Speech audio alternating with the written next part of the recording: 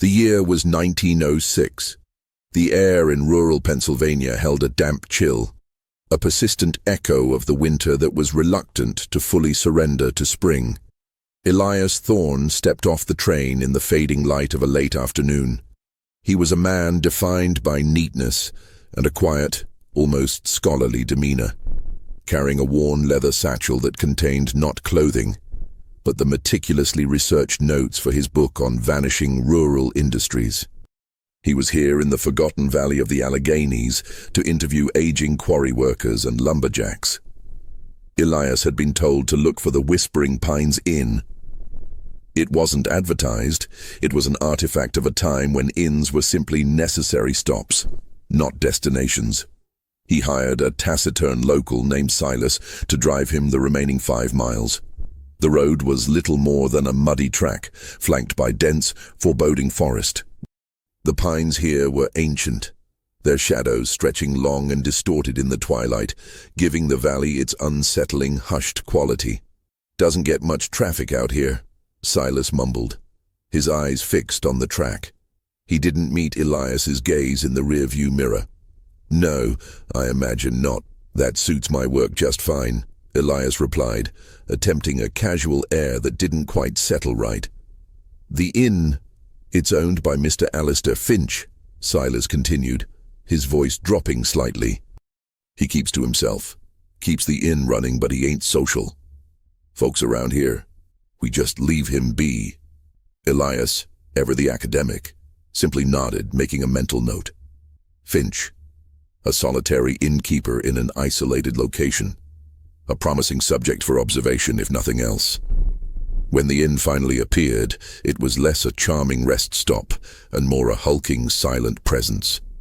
It was a large, 2-story structure of dark wood, its roofline heavy and sagging slightly under the weight of years.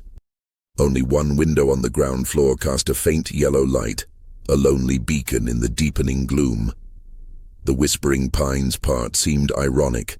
The only sound was the wind, and it sounded more like a sigh than a whisper. Silas stopped the sputtering automobile abruptly. "This is it, mister. I'll come back for you next week, same time." He took Elias's money without counting it and drove off with haste, leaving Elias standing in the silence, the roar of the engine fading quickly down the track. Elias took a deep breath of the cold air, straightened his tweed jacket, and approached the inn. He knocked on the heavy oak door. The sound was swallowed instantly by the wood and the overwhelming stillness. He waited. He knocked again, louder this time. The door was eventually opened by Alistair Finch himself. Finch was a tall, gaunt man in his late 50s, dressed in plain, dark clothes. His features were sharp, his eyes a penetrating, unsettling gray that seemed to assess Elias with a single, slow glance. He didn't smile or offer a greeting. "You the man who sent the telegram?" Finch's voice was dry, like rustling leaves. "I am, Elias Thorne. I've booked for a week. I hope that won't be an inconvenience, Mr. Finch." Finch stepped back, gesturing Elias in with a wave of a long, bony hand. "It's fine. We don't get many. You'll be in the blue room. It's quiet." The interior of the inn was a study in heavy shadow and polished dark wood. The air inside was warm but stale, carrying the faint, peculiar scent of old dust and something Elias couldn't quite place. Something earthy, maybe like damp soil or decaying leaves. The floorboards under his feet felt solid, but there was a subtle, almost imperceptible creak with every step, a groan that seemed to come from deep within the structure. Finch led him up a narrow, dimly lit staircase. As they walked, Elias noticed the pervasive, almost oppressive silence. There were no sounds of other guests, no laughter, no muffled voices, no closing doors. "Are there other guests?" Elias asked, trying to sound polite. Finch paused on the landing, his shadow stretching dramatically against the wall in the light of the single oil lamp he carried. "Not tonight. You have the place to yourself, Mr. Thorne. Most of my business is seasonal. Hunters, mostly." He opened the door to the blue room, a small, sparsely furnished space dominated by a heavy old bed. As Elias placed his satchel down, The floorboards beneath the bed seemed to give a distinct low thud. "A sturdy old building," Elias remarked, testing the floor with his heel near the wardrobe. Finch's expression remained utterly blank. "It's a foundation built on rock. Sturdy enough." He placed the oil lamp on the bedside table. "Dinner is at 7. Kitchen closes at 8. Breakfast at 6. Don't expect much. And don't go wandering. The ground here can be tricky at night." With that vague, slightly ominous warning, Finch left, closing the door softly. The silence returned, magnified by the sound of Elias's own breathing. Elias unpacked his work, laying out his papers on the small writing desk, but his academic focus was immediately disrupted. The earthy smell, which he had first noticed downstairs, seemed stronger in this room. He walked to the center of the room, near the foot of the bed, and knelt down. He pressed his hand against the floorboards. They felt solid, well-maintained, but cold. Unnaturally cold, even for an unheated room. He stood up, shaking off the unease. It was an old building in a remote area. Of course it smelled musty. Yet, as he looked around the room, at the peeling wallpaper, the heavy, dark wardrobe, the thick rug that covered most of the floor, he felt an unsettling compulsion. He walked to the small window and tried to look out, but the grime on the glass and the gathering darkness made it impossible to see anything beyond his own reflection. He glanced at his pocket watch. 6:45 p.m. Time for dinner. As he reached for the door, he heard a sound from the floor below. Not a creak or a footstep. It was a rhythmic scraping sound, almost metallic, followed by a muted thump, and then absolute silence once more. It was the sound of work being done, but with a deliberate effort to keep it contained and quiet. Elias paused, his hand on the doorknob. He was alone, or so Finch had claimed. A solitary man in a silent, remote inn. His rational mind told him it was the eccentric innkeeper preparing food, perhaps sharpening a large knife. But the scraping was too dull, too low, too deliberate for kitchen work. It sounded like something was being dragged across a stone floor, or perhaps across the rough, damp earth beneath the wooden planks. A chill that had nothing to do with the outside air ran down his spine. The pervasive, earthy smell. The unnatural coldness of the floor. The profound, smothering silence of the whole inn. He opened the door and stepped out into the dark hallway, telling himself it was just the nerves of a city man in the wilderness. He descended the stairs slowly, listening. The scraping sound was gone. He found Finch in a large, dimly lit dining room. A single, sparse plate of stew was waiting on a table set for one. Finch was sitting at the head of the long table, not eating, but polishing a heavy, old-fashioned shovel with a rag. The shovel's head looked freshly wiped, but Elias could swear he saw traces of dark, sticky mud clinging to the base of the wooden handle. Finch looked up, his gray eyes piercing the gloom. "You're late. Sit, Mr. Thorne. Don't want the stew to get cold." He set the shovel carefully against the wall. Had a bit of unexpected maintenance to do on the foundation. Old places require constant care, you see. Elias sat down, the smell of the rich, heavy stew suddenly less appealing than the mystery of the quiet, methodical work he'd heard. "Maintenance," Elias repeated, trying to keep his voice steady. "Must be hard work keeping this grand old place running all by yourself." Finch's lips barely twitched. "It is, but I manage. I know every board, every beam, and what's underneath them." The silence that followed was thick, heavy, and absolute. Elias picked up his spoon, his academic curiosity battling a rising tide of primal unease. He was a long way from the city. No one knew he was here but a solitary coachman who wouldn't return for a week. The floor beneath his feet felt like it held a secret, cold and unforgiving. He needed to find out what Finch was doing and what was truly hidden beneath the floorboards of the Whispering Pines Inn. The first night had begun, and the suspense was already a living, breathing thing in the still air. If you want to uncover the dark secrets of the Whispering Pines Inn with Elias Thorne, make sure to like this video and, most importantly, subscribe to the channel right now so you don't miss Chapter 2. Elias didn't sleep well. The floorboards of the blue room felt like a drumhead, stretched taut over an abyss. Every creak, every shift in the old house was magnified. He kept returning to Finch's unnerving phrase, "I know every board, every beam, and what's underneath them." The earthy smell, the shovel, the rhythmic scraping, it all coalesced into a cold, terrifying suspicion. He awoke before dawn, the inn still shrouded in a deep, almost unnatural silence. Elias dressed quietly in the dim light filtering through the grimy window. He wasn't leaving. Academics didn't run from puzzles, but he needed information. He needed to prove or disprove the escalating dread. He remembered Finch mentioning breakfast at 6. He had time. Elias crept out of his room, the floorboards groaning in protest despite his careful weight distribution. He moved down the hallway, locating the narrow, steep staircase that led to the inn's basement or cellar. Finch had warned him against wandering. That was exactly where he needed to go. The cellar door, located under the main stairs, was heavy and secured with a simple, rusty bolt. It wasn't locked. This surprised Elias. A man who valued his privacy, doing maintenance in the cellar, yet leaving the door unbolted. He slid the bolt back with painstaking slowness, wincing as the metal shrieked. He paused, holding his breath, listening for any sign of movement from Finch's quarters. Silence. He opened the door a crack.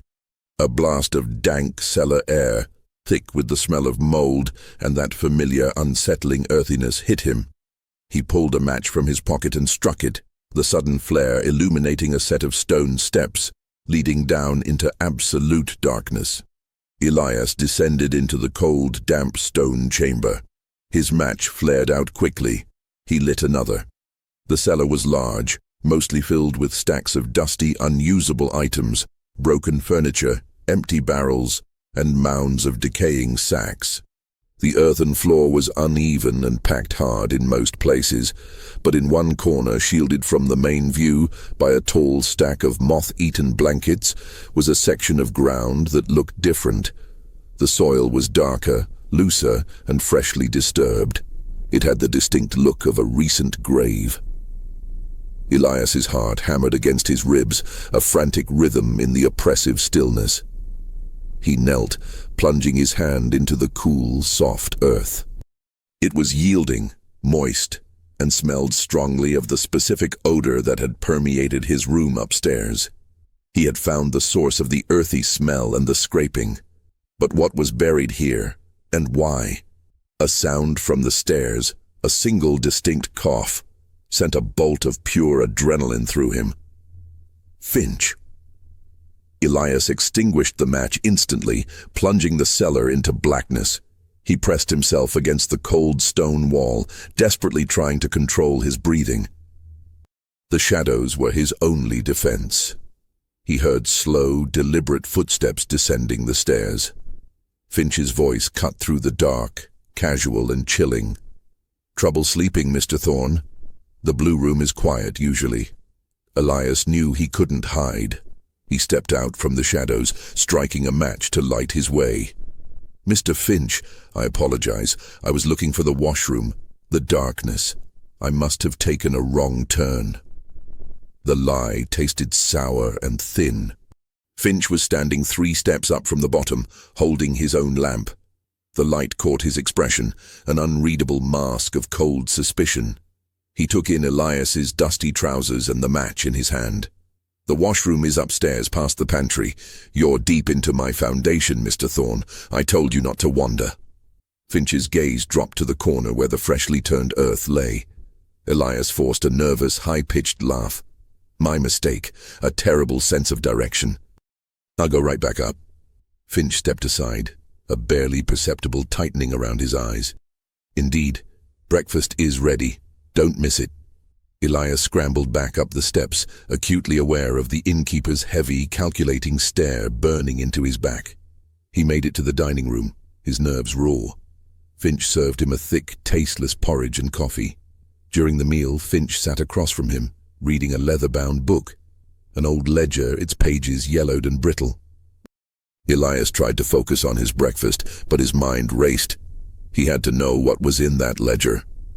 "That looks like quite an interesting volume, Mr. Finch," Elias ventured, trying to sound genuinely interested. "Accounting books for the inn?" Finch looked up slowly, a sliver of something that might have been pride in his cold eyes. "More than that, this is the register of guests." He tapped the cover. "It goes back 30 years. Every soul that has slept under this roof." Elias swallowed, his throat dry. "Remarkable history. May I have a look? I'm documenting the history of this region. Guest logs often contain valuable information about trade routes and local economies." Finch closed the book deliberately. "No, this is private. Business records. Besides," he leaned in slightly, his voice a low, gravelly whisper, "I keep it up to date. Make sure I know who is here and who has left." The emphasis on left was a cold, intentional probe. Elias was sure of it. Later that morning, Elias ventured out under the pretense of his research, walking a mile down the muddy road to the nearest neighbor, a small farmhouse. He needed to speak to someone, anyone, about Alistair Finch. He found Martha Green, a weathered woman in her late 60s, hanging laundry.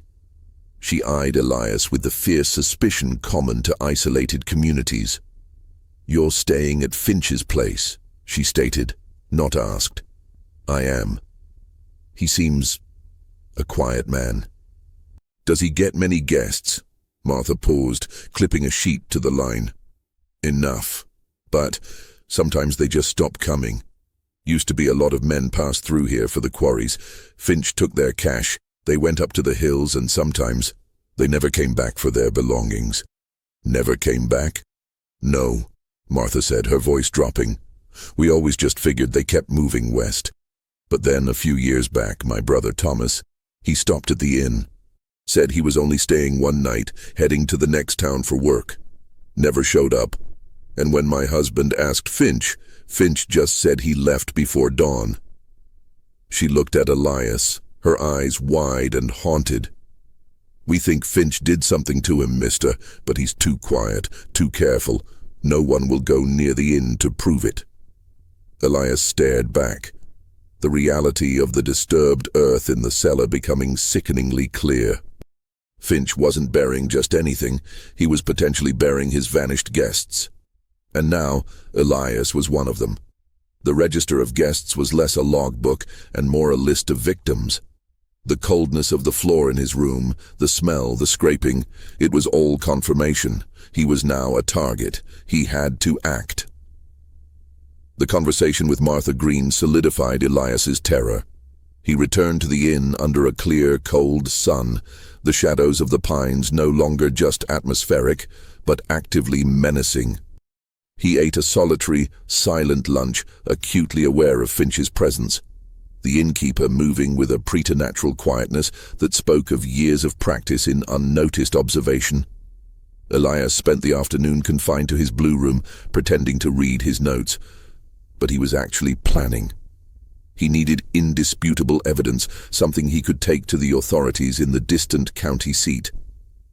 The disturbed earth in the cellar was circumstantial. The ledger, however, might hold the key. It was a list of every guest, a list he now suspected was account of the missing. His window offered no escape. It was too high, and the ground below was a tangled mess of thorny bushes. His only path was through the inn. Elias waited for nightfall. Finch typically retired shortly after locking the kitchen at 8 p.m. By 9:30, the inn was always plunged into silence, broken only by the wind rattling the ill-fitting window frames. At 10 p.m., Elias carefully opened his door. The hallway was a tunnel of absolute blackness. He moved with the precision of a burglar, utilizing his knowledge of the floor plan gained from Finch's brief tour. He crept down the main staircase. The air was colder now, heavy with that metallic, earthy scent. He knew the ledger was in the dining room, likely stored in Finch's small, private study off the kitchen, where he had seen the man reading. He reached the kitchen. It was pitch black. He felt along the doorframe for the latch to the study. His fingers brushed against a thin piece of fabric, a dishcloth deliberately placed by Finch to muffle the sound of the latch. Elias pulled it off and eased the door open. The study was a small, cramped room, its air thick with the smell of pipe tobacco and stale paper. Finch wasn't there. Elias fumbled for a moment, then located the small, single desk lamp. He lit the wick, keeping the flame low, casting a tight circle of amber light. The old leather-bound ledger was not on the desk. Frustration clawed at Elias. He began a frantic yet careful search.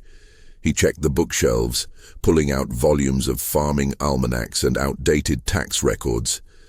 Nothing. He knelt by the desk, examining the wood. It was an old, heavy piece, built of dark oak. He ran his fingers along the underside of the desk drawer. There, not a knob, but a small, almost invisible brass button set into the wood. Elias pressed it. With a low, soft click, the side panel of the desk slid inward by half an inch, revealing a narrow compartment. Inside, nestled among sheaves of old, brittle banknotes, lay the register of guests. Elias snatched the book, his hand trembling. He flipped it open to a random page from 5 years prior. The ink was faded, but the entries were neat, recorded in Finch's spidery handwriting. Each entry listed a date, a name, a reason for stay, usually quarry or hunter, and the duration, 3 nights, 1 week. Elias frantically searched the later pages. He found the entry for Martha Green's brother, Thomas Green. The date was November 14th, 3 years prior. Reason for stay, traveling blacksmith. Duration, 1 night. But the final column, marked departure, was what stopped his breath. Most pages were filled with names, dates, and departure, marked with a simple yes and a date. But Thomas Green's entry and several others surrounding it were marked only with a single chilling word, written in thicker, darker ink. Completed. Completed. Not departed. Not left. It was a word that signified a final, irreversible action, the completion of a task, not the end of a trip. As Elias was poring over the list, his focus was so intense he almost missed the sound. A faint, low, scratching sound coming from the floor just outside the study door. Not the rhythmic scraping of the shovel, but a lighter, more persistent noise, like fingernails dragging on the wooden floorboards. He froze, holding his breath, the ledger clutched to his chest. He lowered the desk lamp until the flame was just a dying ember. The scratching continued, slow, then stopping, then starting again, almost directly on the threshold. His blood ran cold. Finch was on the floor. Doing what? Listening? Trying to peer under the door? Elias pressed himself against the wall, his eyes fixed on the sliver of light beneath the door. The scratching stopped, replaced by an even more terrifying sound, a low, wet, almost animal sniffing. He realized with a wave of terror that Finch was not only outside, but he was crawling, moving with the predatory silence of an apex hunter. Elias had to make a decision in that heart-stopping second. Finch knew he was in here. The risk of being caught with the ledger was absolute proof of his suspicion. But it would also be his death.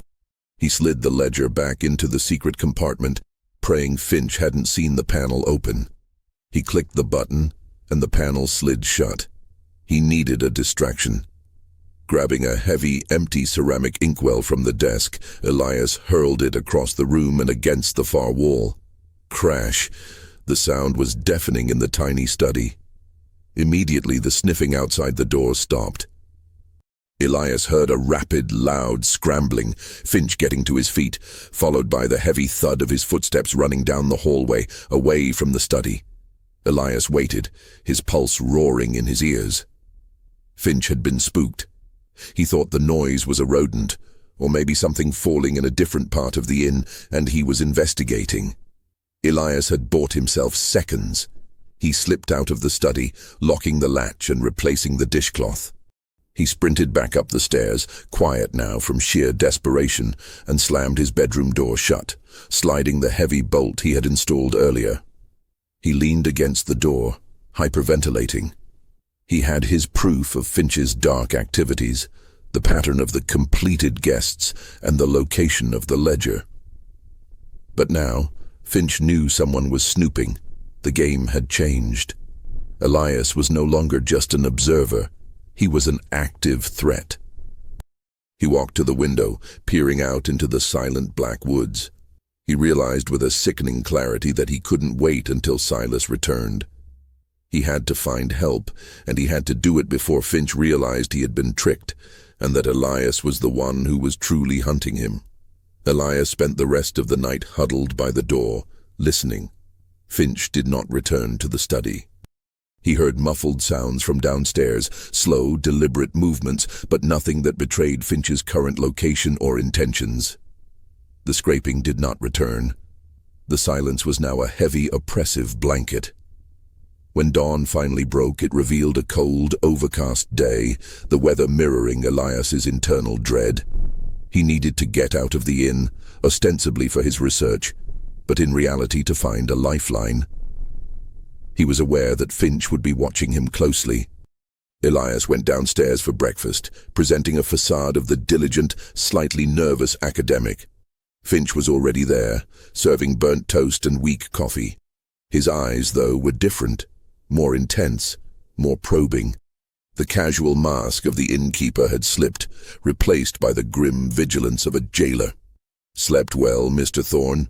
Finch asked, his voice flat. "Moderately.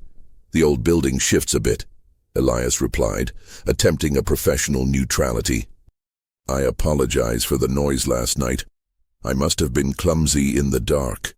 Finch stared at him, a muscle twitching near his jaw. "The floor is uneven. Must be careful. Break an ankle out here and it's a long crawl to help." The subtle threat hung in the air. Elias didn't flinch. He quickly ate, explaining his plan for the day. A long walk up towards the abandoned quarry, 3 miles north, to interview an old stonemason he'd contacted by post. "The road to the quarry is difficult this time of year," Finch cautioned. "Muddy, easy to get turned around." "I have a good sense of direction, Mr. Finch. And a map." Elias lied, knowing full well he had neither. He needed a destination that would keep him out of the inn for hours and away from Finch's immediate control. He left the inn at 8 a.m. As he walked, he felt the heavy pressure of Finch's eyes on his back until he rounded the bend where the pines swallowed the view. His priority was twofold. First, finding a more detailed map of the area. Second, confirming the story of Martha Green's brother, and the other, completed guests. Elias walked for an hour before he reached a crossroads that was nothing more than a split in the muddy track. He saw a dilapidated, unmanned post office building, a tiny grey structure that looked like it hadn't handled mail in a decade. Inside, among the cobwebs and abandoned crates, he found a stroke of luck. An old, folded but detailed county survey map, probably left behind by a road maintenance crew. He quickly memorized the key topographical features: the winding river, the sharp ridgeline, and, crucially, an old, forgotten quarryman's road, a shortcut that branched off the main track, running parallel to the river and leading directly toward the nearest populated area, the small town of Blackwood, 8 miles away. It was a perilous, overgrown route, but faster than the main road. Elias realized the true danger of his current location.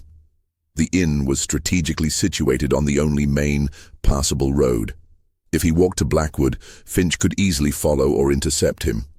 The Quarryman's Road was his best, and possibly only escape route. Next, he headed toward the nearest inhabited cluster of houses, an area locals called the settlement, the cluster where Martha Green lived.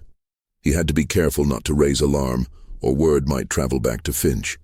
He found an older man named Jesse, a retired quarry worker, sitting on his porch carving wood. Elias introduced himself as a researcher.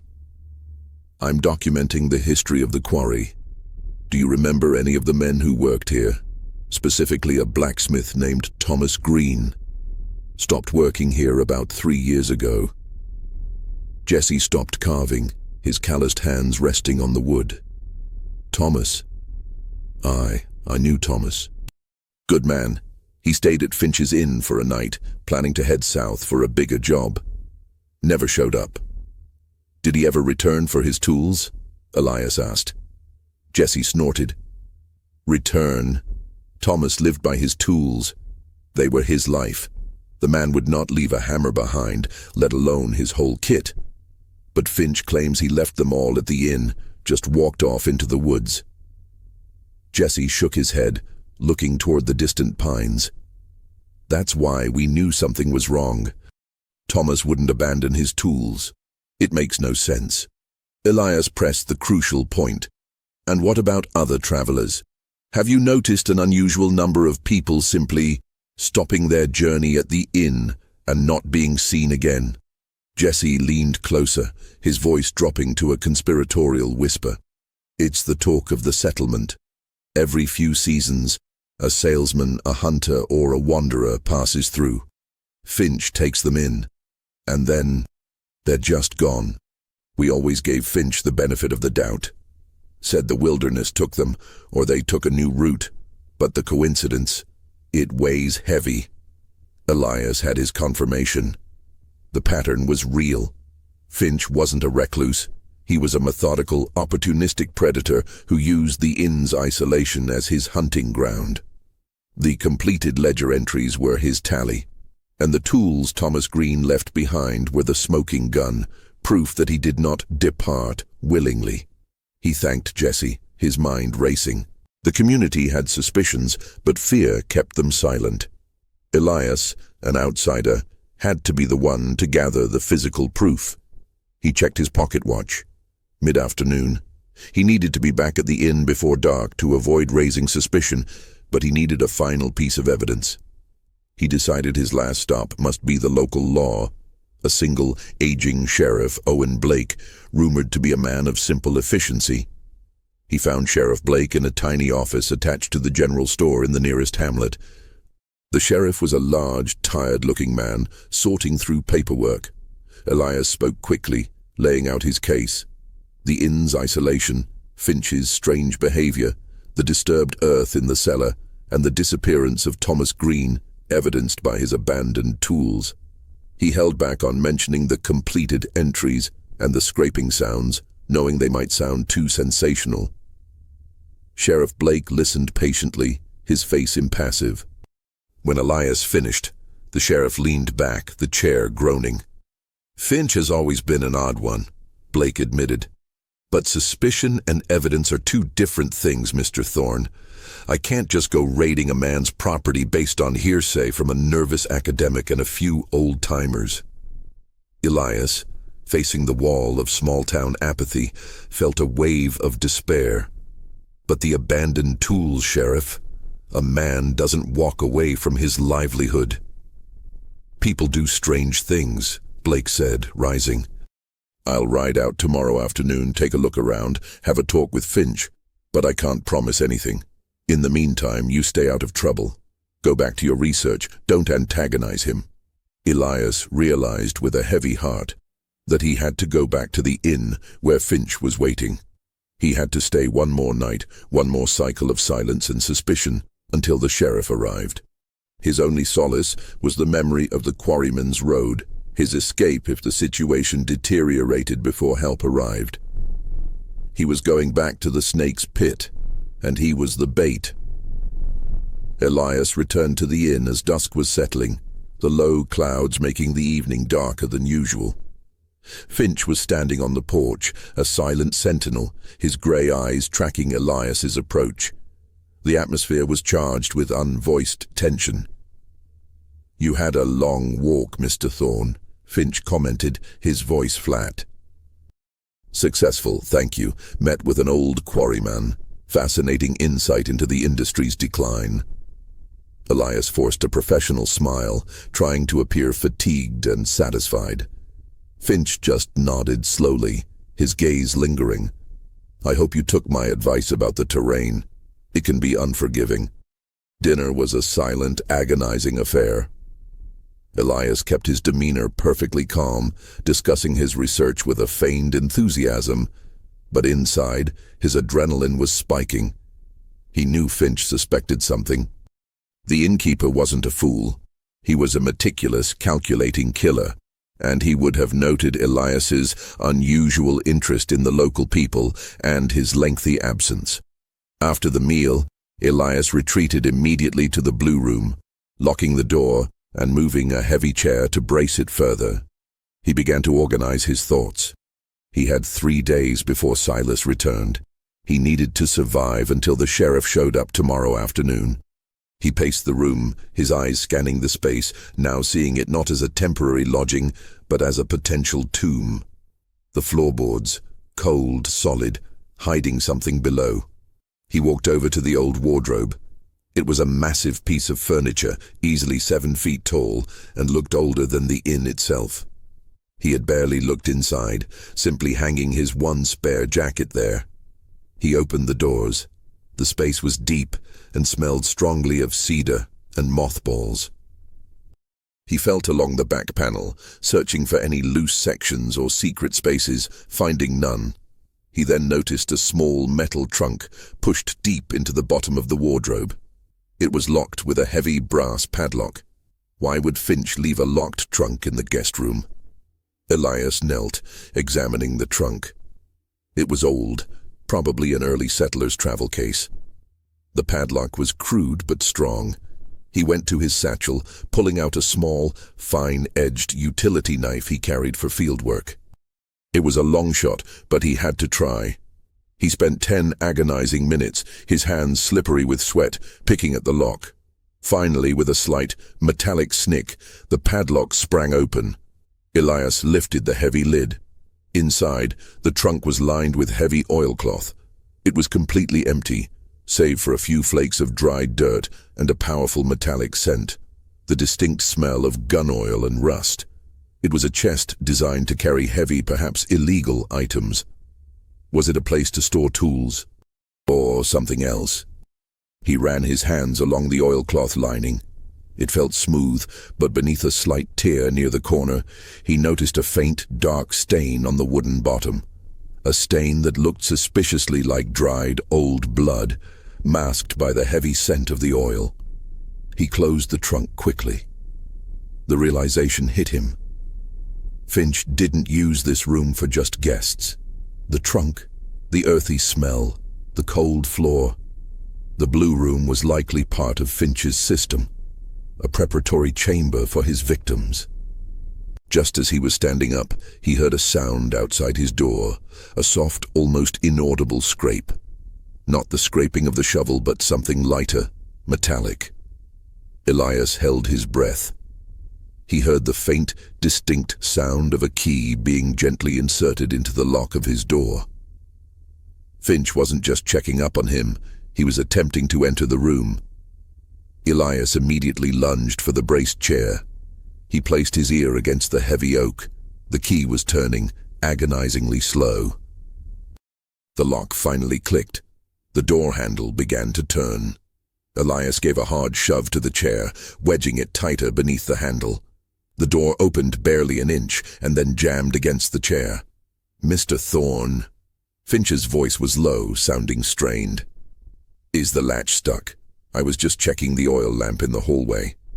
"It's fine, Mr. Finch. I must have set the bolt too hard." Elias called back, his voice intentionally muffled, trying to sound like a man half asleep. "A little nervous sleeping in the woods, I suppose. I'll get it in the morning." Silence. Elias could feel the weight of Finch's suspicion through the inch-wide gap. He could see a sliver of darkness, and perhaps the edge of Finch's boot. "Very well," Finch finally replied, his voice a low, chilling purr. "Sleep well, Mr. Thorne. It's important to get your rest.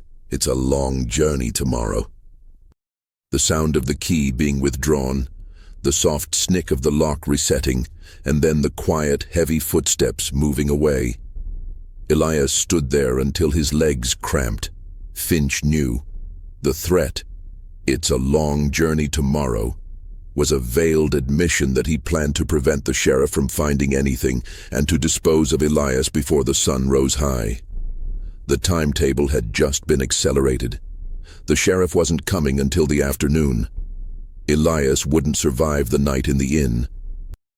He had to execute his escape plan now.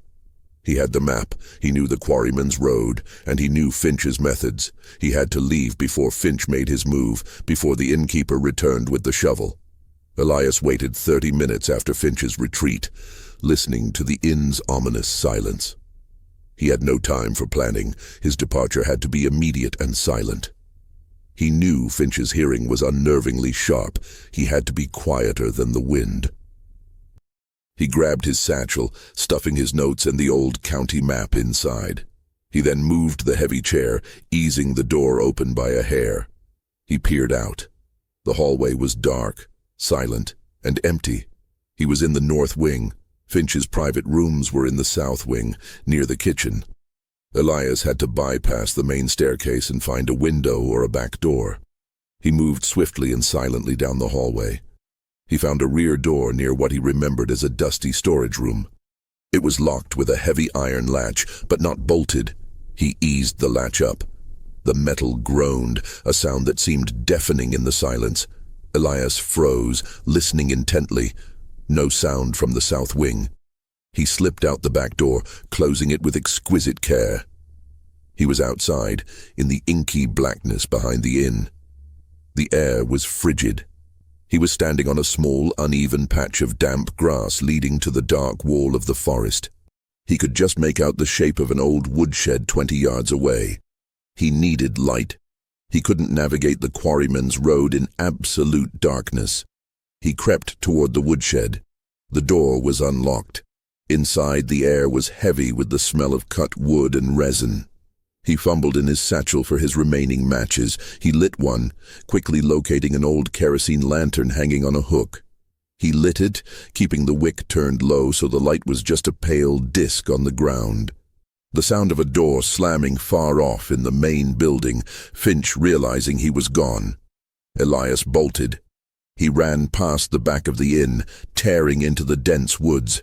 He didn't follow the main track. He plunged straight into the pines. Using the dim light of the lantern and the map in his head, he aimed southwest toward the river. This was the first and most perilous leg of his journey, navigating the unmarked woods until he hit the quarryman's road. The woods were a treacherous labyrinth. The ground was uneven, covered in fallen logs, thick undergrowth and shallow, hidden streams. The low branches whipped at his face, and his tweed coat snagged repeatedly on thorns. He was making too much noise. He stopped, extinguishing the lantern. He had to move with more cunning.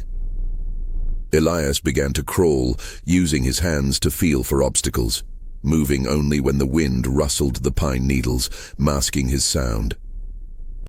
He realized the terrifying advantage the isolation gave Finch. Finch knew these woods intimately.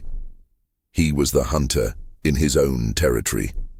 After what felt like hours, Elias heard a sound in the distance, a sound that made his blood run cold. The faint, rhythmic thudding of heavy boots on the main, muddy track moving parallel to him.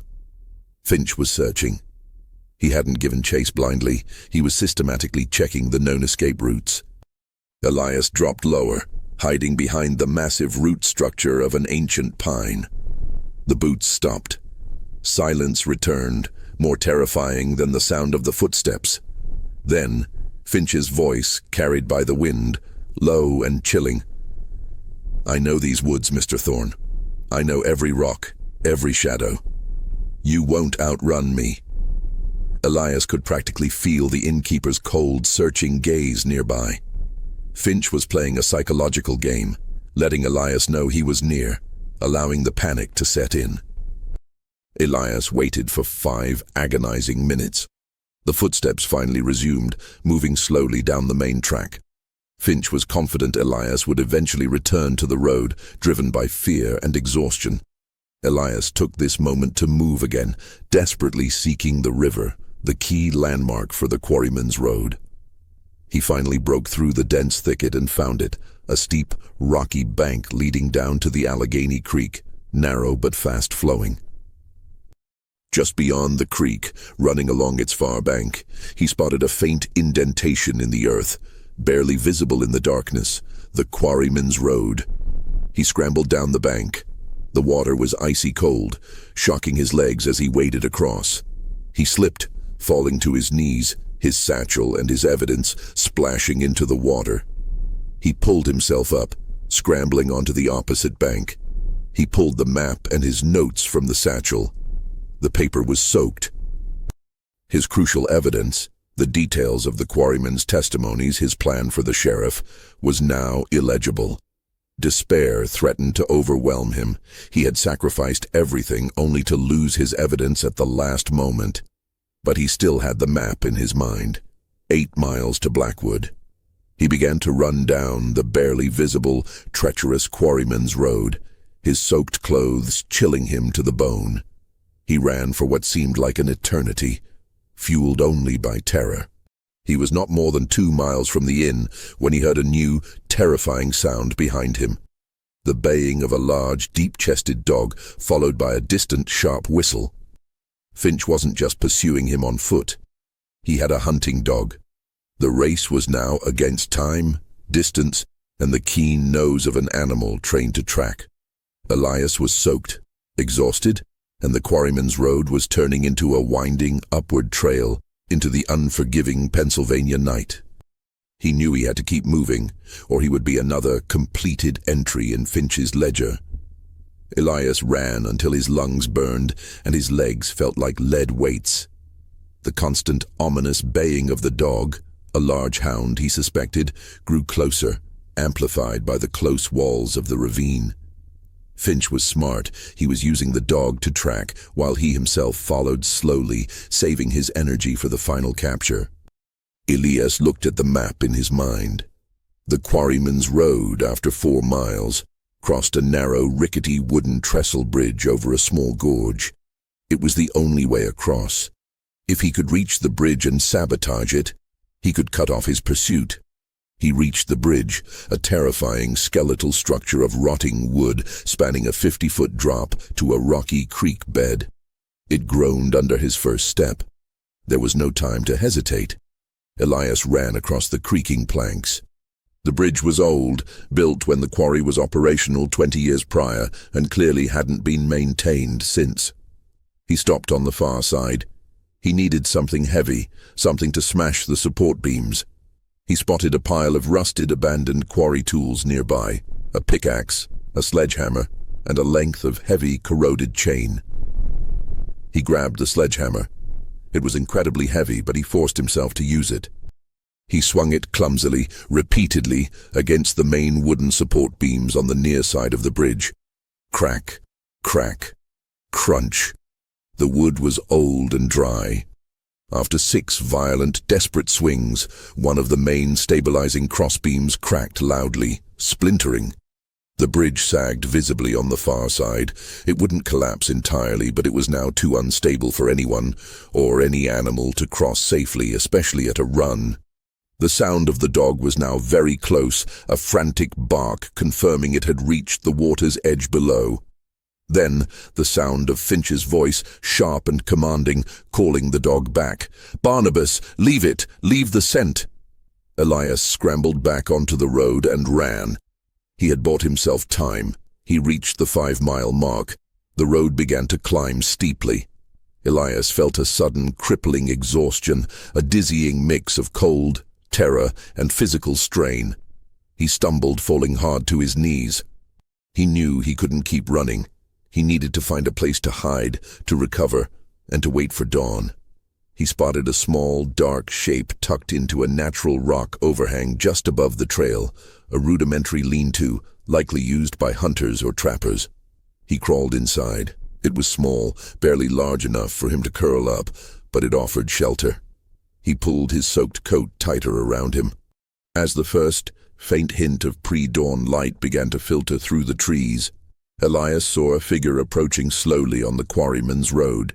It was a local man, old and bent, wearing a heavy oilskin cloak, carrying a long staff.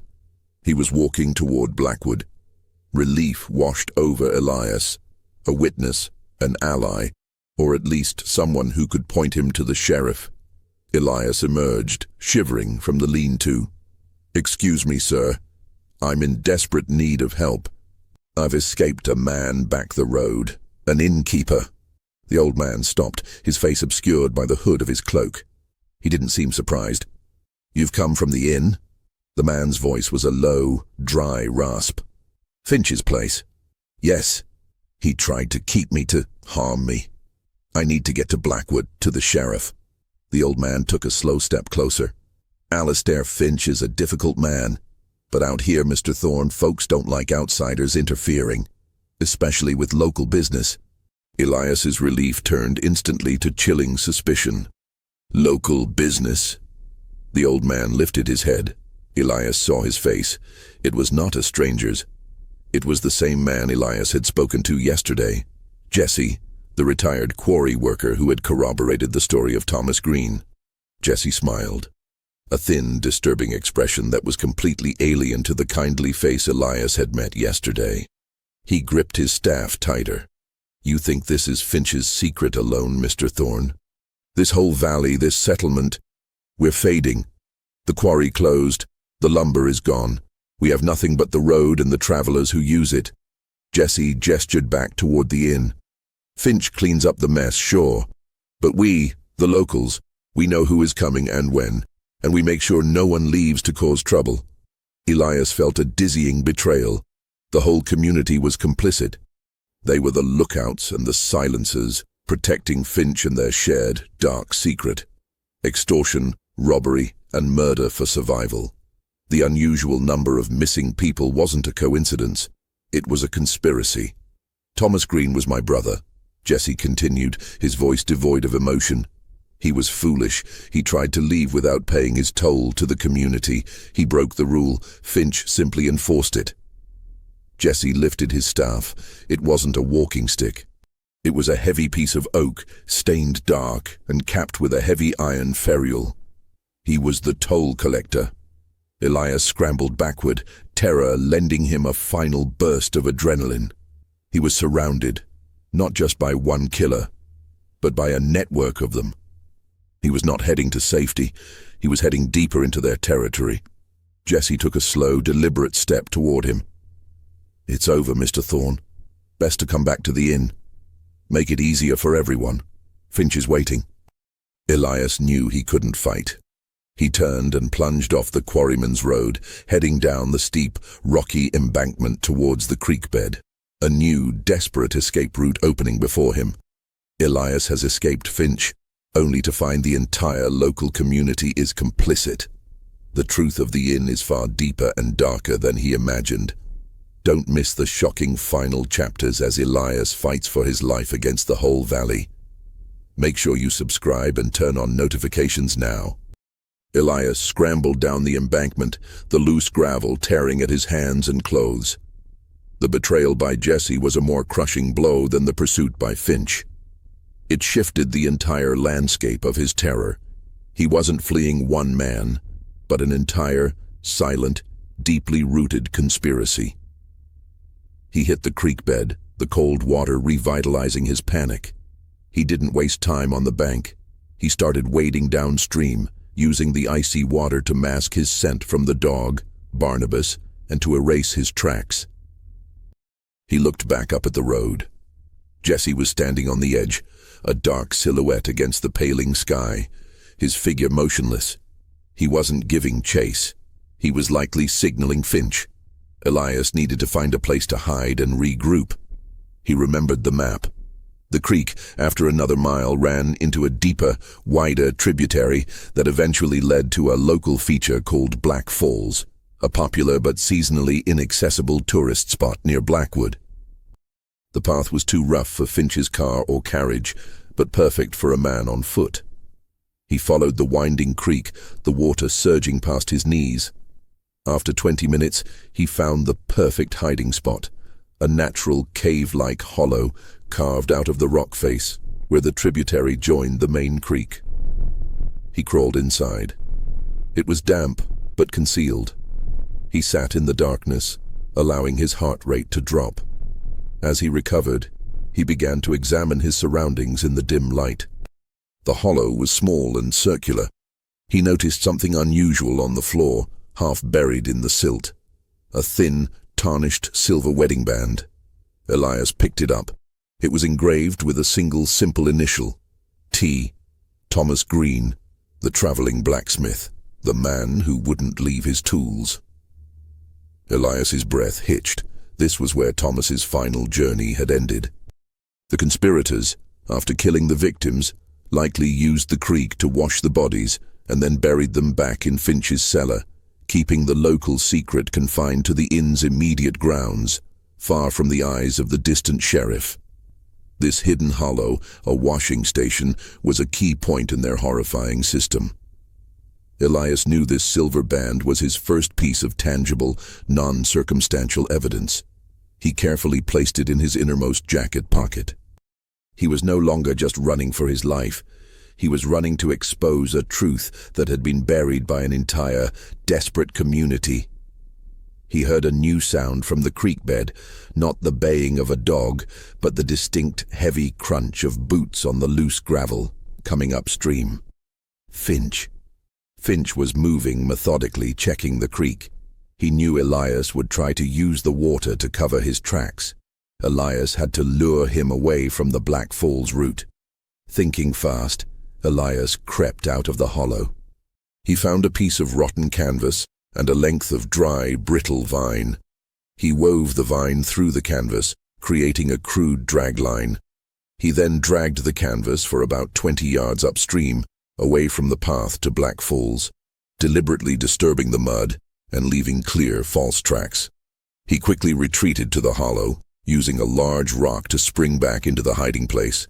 He pressed himself against the cold rock, listening. Finch's footsteps were louder now, closer. Elias heard him stop just opposite the hollow. "Barnabas." Finch's voice was a low growl. "Search." A moment later, the dog, the massive hound, appeared. Elias could hear its heavy breathing, its wet nose sniffing frantically. It stopped, right at the entrance to the hollow, its dark eyes visible in the dim light. The dog didn't bark. It just sniffed, a low, continuous sound. Elias could feel its hot breath. It was trained to track, not to attack immediately. It was waiting for its master's command. Elias didn't move. He willed the dog to look away. He smelled strongly of the creek water, which was helping to mask his scent, but the dog was too close. Finch arrived, his shadow falling across the hollow's entrance. "What is it, Barnabas? Did you lose the trail?" The dog gave a low whine, and then inexplicably ran upstream, following the false trail Elias had created with the canvas. Finch cursed. "He's going back towards the road." Thorns trying to double back. Elias heard Finch's heavy footsteps crunch away, rapidly following the dog. The deception had worked. Finch believed Elias had turned back, possibly to try and find a more populated road or even to hide in the inn's vicinity, a desperate, irrational move that Finch could easily counter. Elias waited until the sounds of Finch and the dog were completely gone. He then began to move swiftly and silently in the opposite direction, downstream. He had bought himself a precious hour, and he had his evidence, the wedding band. He was headed toward Black Falls and the civilization beyond. But he knew Finch's mistake wouldn't last long. The innkeeper would eventually realize the track was false. Elias pushed himself to the limit. The quarryman's road, though treacherous, was his only hope.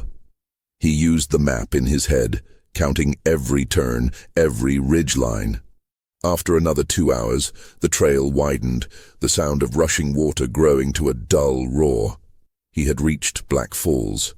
The falls were an impressive, thundering sheet of white water, a landmark that meant he was now only 3 miles from the outskirts of Blackwood. He found a narrow, muddy path leading up the gorge wall, away from the roaring water. He reached the top of the gorge, utterly spent. He stumbled onto a small, elevated clearing. And then he saw her. A young woman, no more than 20, was sitting on a fallen log, sketching in a notepad. She was dressed simply, her face pale, and her eyes wide with fear when she saw Elias emerge, soaked, muddy, and wild-eyed. Elias recognized her immediately.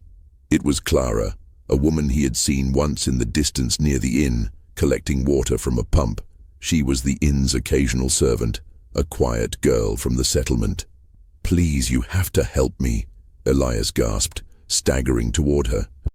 "I'm Elias Thorne. I was staying at the inn. Finch tried to kill me.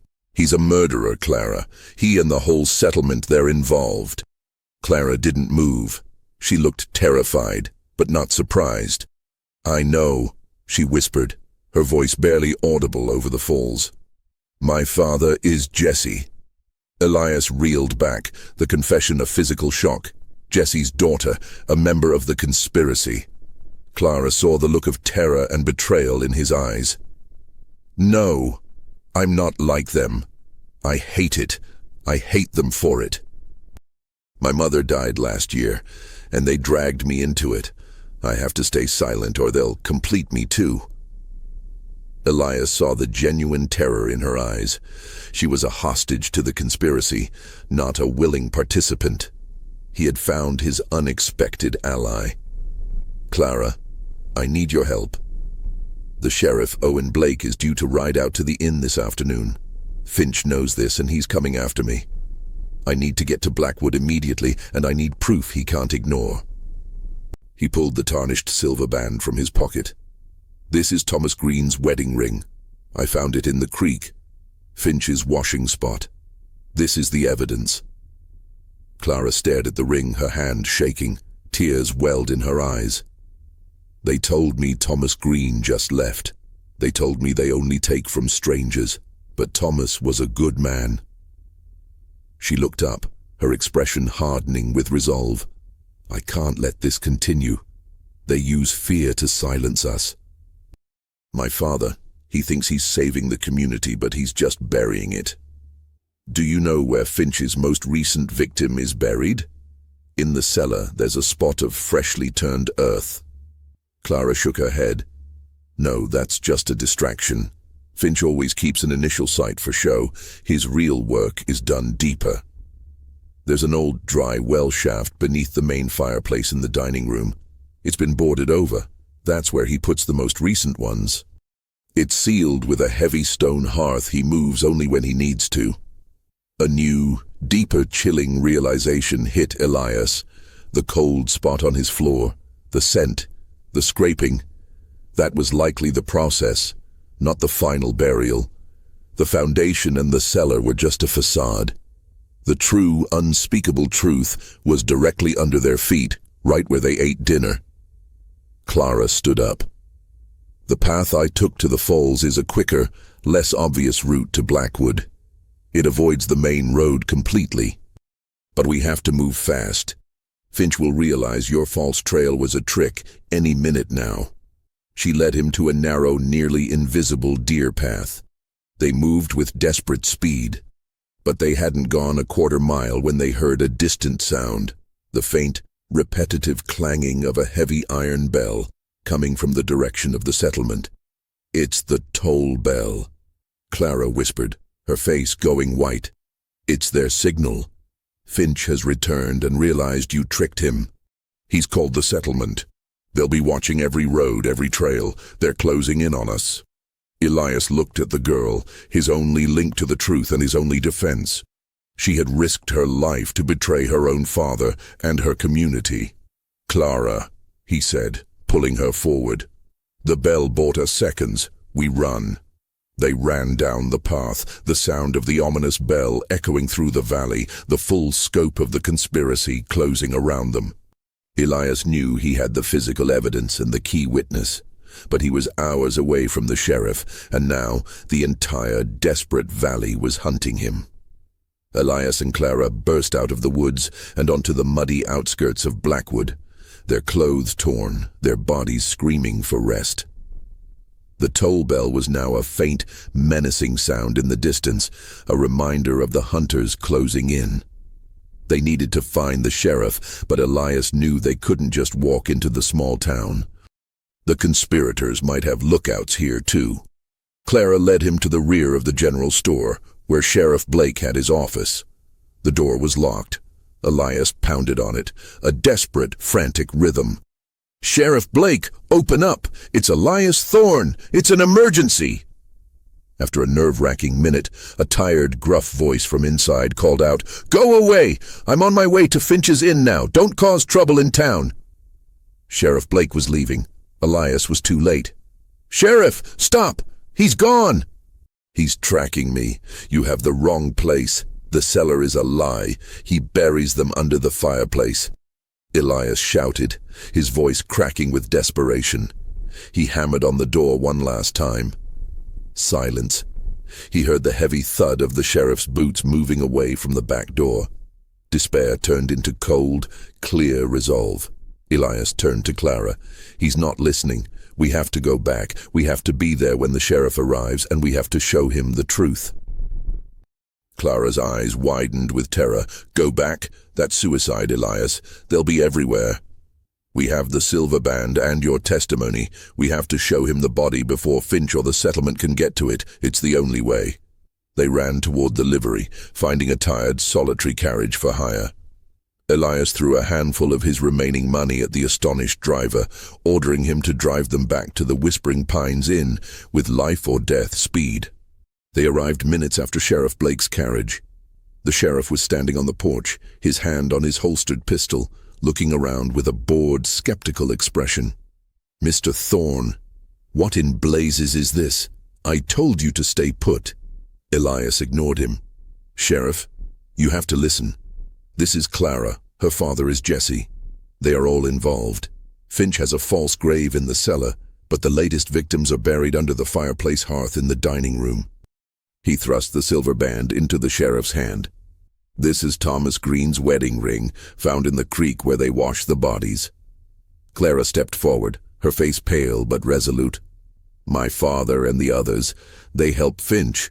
They use the inn to extort money from travelers. If they don't pay, Finch completes them. The whole valley is silent because of fear." The combination of the ring and Clara's direct, terrified testimony finally broke through the sheriff's cynicism. He looked from the ring to Clara, then to the terrified academic. "Under the fireplace, you say?" Sheriff Blake drew his pistol and moved toward the inn's dining room door. Just then, Alistair Finch appeared from the shadows of the pines, followed by the hulking figure of Jesse.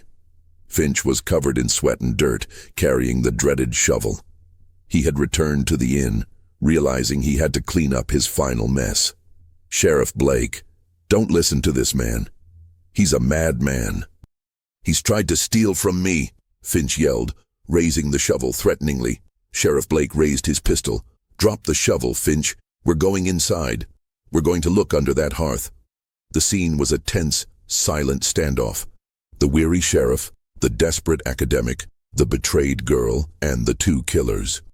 Finch, realizing the game was up, made a sudden, desperate lunge for the dining room door. He didn't aim for the sheriff. He aimed for the hearth to buy time to destroy the evidence. Sheriff Blake fired a warning shot into the ceiling. The sound echoed deafeningly. Finch froze. Jesse, seeing his daughter and the sheriff, backed away slowly, disappearing into the dark fringe of the forest, a broken man. The conspiracy of silence was crumbling. Hours later, the local doctor and a small crew of deputies had arrived. The heavy stone hearth was moved. Beneath it was the dry well shaft, and within it, wrapped in oilcloth from the empty trunk, were the remains of two missing travelers. The evidence was irrefutable. Alistair Finch was arrested, silent and cold to the last. Jesse was never found, swallowed by the wilderness he had tried to protect through murder. Clara was taken into protective custody, her testimony securing the convictions. Elias Thorne, the academic, finally finished his work. He wrote his book not on vanishing rural industries, but on the true darkness that can take root when isolation and desperation replace morality. The book, published a year later, brought a quiet notoriety to the forgotten Pennsylvania Valley. As for the Whispering Pines Inn, it was sealed by the county. The locals whisper that Alistair Finch's dark shadow still lingers, watching the desolate, quiet road. A year after the inn was sealed, a new, optimistic family bought the property at a rock-bottom price, determined to refurbish it. They painted the exterior white, replaced the gloomy, dark wood, and opened it as a small, cheerful bed and breakfast. The new owner, a kindly woman, proudly showed off the old structure, pointing out the beautiful, newly polished stone hearth. She never knew what was underneath it. The darkness of the past was simply painted over, its foundation resting on the cold, solid earth and the weight of silence. Elias Thorne never returned to the valley, but he knew. The land remembered everything, and the secrets of the inn were buried deep, but never truly gone.